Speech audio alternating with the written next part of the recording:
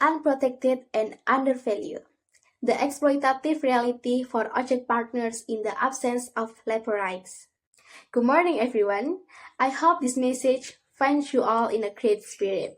My name is Rianti Naisya from English Class B. Today, I will discuss the challenges facing millions of online ojek drivers in Indonesia who are left vulnerable without regulation to protect their rights and how solutions can be implemented. Let's break this down together. Let's start with the positive first. Online ojek service have innovation and flexibility to transportation. It gives people the freedom to work whenever they want. But in my opinion, here's where the problem starts. These platforms also show big gaps in legal protections. First, partnerships that are not considered employment relationship create legal gaps, allowing employers to avoid proper contracts and labor protections. This one-side clauses frequently disadvantage the partners, and in gig platforms, workers can be easily replaced. Unlike regular jobs, the lack of clear regulation results in unfair terms. Second, let's break down the law a bit. Article 1320 of the Civil Code talks about enforceability, but it doesn't always consider what's fair. Some legal experts argue this causes confusion because it's unclear whether the system is truly fair. Tamrin 2016 pointed this out, and it's a pretty important issue. What's even more concerning is that Law Number 13 of 2003 doesn't apply here. Why?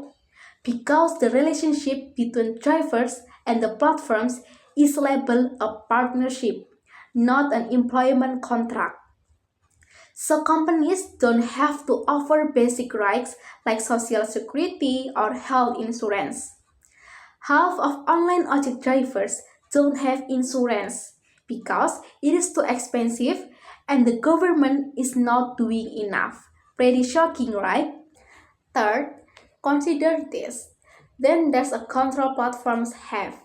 Using algorithm, GPS, and other tech, they manage how drivers work. Companies impose control through penalty, rating, and bonus to discipline drivers, such as deactivating the app or terminating partnership. Some says this feels more like a subordinate command than a partnership. When you really think about it, doesn't that sound more like being an employee than a partner? So, what can we do to fix this? Here's where we get into what needs to change. The world is in the middle of an industrial revolution and labor law need to catch up. This law must not only keep up with the technological change, but also ensure that workers are protected. We need stronger regulation. Second, we also need law that can deal with problems when they happen. We need clear ways to solve problems and hold platforms accountable. Imagine if governments start enforcing stronger law to protect online ojek drivers. The drivers could work with dignity and knowing the rights are protected. So, based in explanation, online ojek platforms might seem to offer freedom, but without the right legal protection, that freedom comes with a big price. Drivers face unexpected risks, exploitation, and a lack of basic rights. Let's rethink what we mean by partnership in this new digital world. Together, we can push for fair labor law that don't just benefit company, but also protect the hardworking people behind the wheel. Sounds good, right? Let's keep the conversation going because every voice counts in a creating chance. Digitalization has transformed Indonesia's transportation industry, making life more convenient for consumers. But behind the convenience of ride-hailing apps like Gojek and Grab lies a hidden struggle, one faced by the very people who keep the system running, online ojek drivers. While these platforms have created countless job opportunities, they have also raised pressing ethical and legal questions about workers' rights and protections. Hi, my name is Johannes Harsacitta Pramudyo from Class B, and today I will explain my arguments about the employment status of online ojek drivers based on the essay that I've made. So without further ado, let's dive into this video. Traditionally, workers are protected under Indonesian labor laws, which guarantees benefits such as health insurance, job security, and social security. But for online ojek drivers, their classification as gig workers excludes them from these protections. They are left vulnerable, uninsured, without social security nets, and exposed to job-related risks.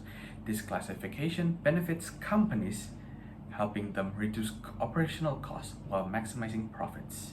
But for drivers, it creates uncertainty and insecurity. They must work under risky conditions without the protection they deserve. This raises an ethical question. Is it fair for companies to prioritize profit over the well-being of their workers?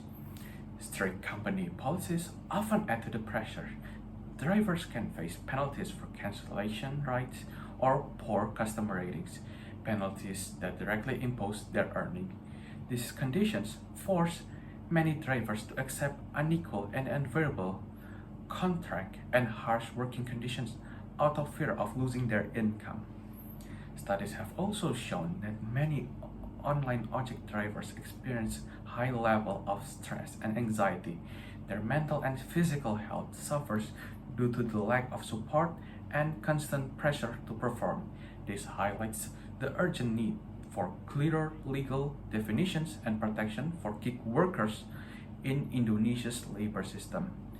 The responsibility doesn't just fall to the companies. The Indonesian government must also take actions. Labor laws needs to be updated to address the realities of the gig economy.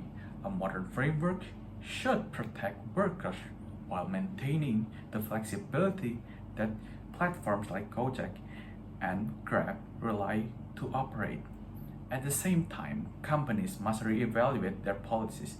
They need to strike a balance between profit and fairness by providing essential benefits and protections to their drivers. Ethical responsibility cannot be ignored in the pursuit of profit. By addressing these issues, we can create a fairer system for online ojek drivers, a system that not only supports their livelihood but also sets an example for how workers should be treated in the gig economy. Together, we can ensure that innovation and ethics go hand in hand. That's all from me. Thank you for watching. Everyone, my name is Muhammad Ramadhani. Will talk about my essay by title Empowering Online Ride-Hailing Drivers Through Legal Protection, Building a Fair Workplace for All.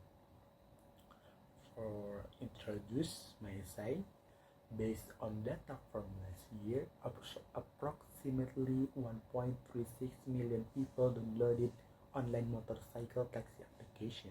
To become an online motorcycle taxi driver, an individual must first register with a company that provides these services.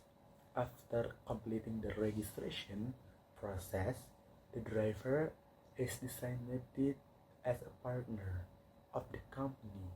However, the status of online motorcycle drivers as partners has sparked debate, as this status is not regulated under labor laws.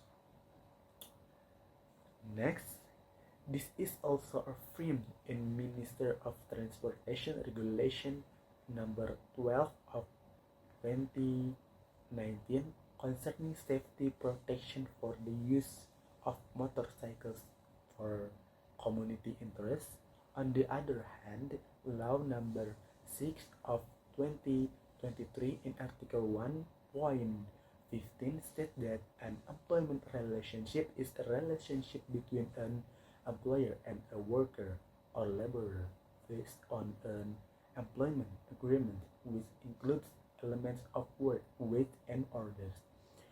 Based on available data, online motorcycle taxis rank second after private vehicles in terms on daily transportation usage because they are considered more economical and faster.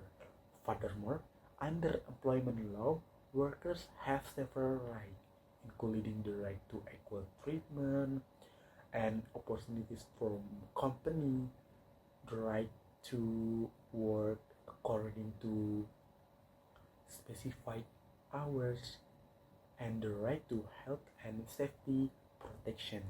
This can create inequality as online motorcycle taxi drivers are not covered under the employment law. As a final point, while online motorcycle drivers do not receive rights typically granted to former workers, such as leave or social security, they will receive health and social protection starting in 2024, which is currently being prepared by the government. Furthermore, under the employment law, workers have several rights, including the right to equal treatment and the opportunities from company, the right to work according to specified hours, and the right to health and safety protection. This can create inequality as online motorcycle drivers are not covered under the employment law. However, in 2024, online motorcycle taxi drivers will benefit from a new health insurance program being prepared by the coordinating Minister for Economic Affairs. Additionally, they will receive labor protection. The government is drafting a social security policy specifically for them in 2024.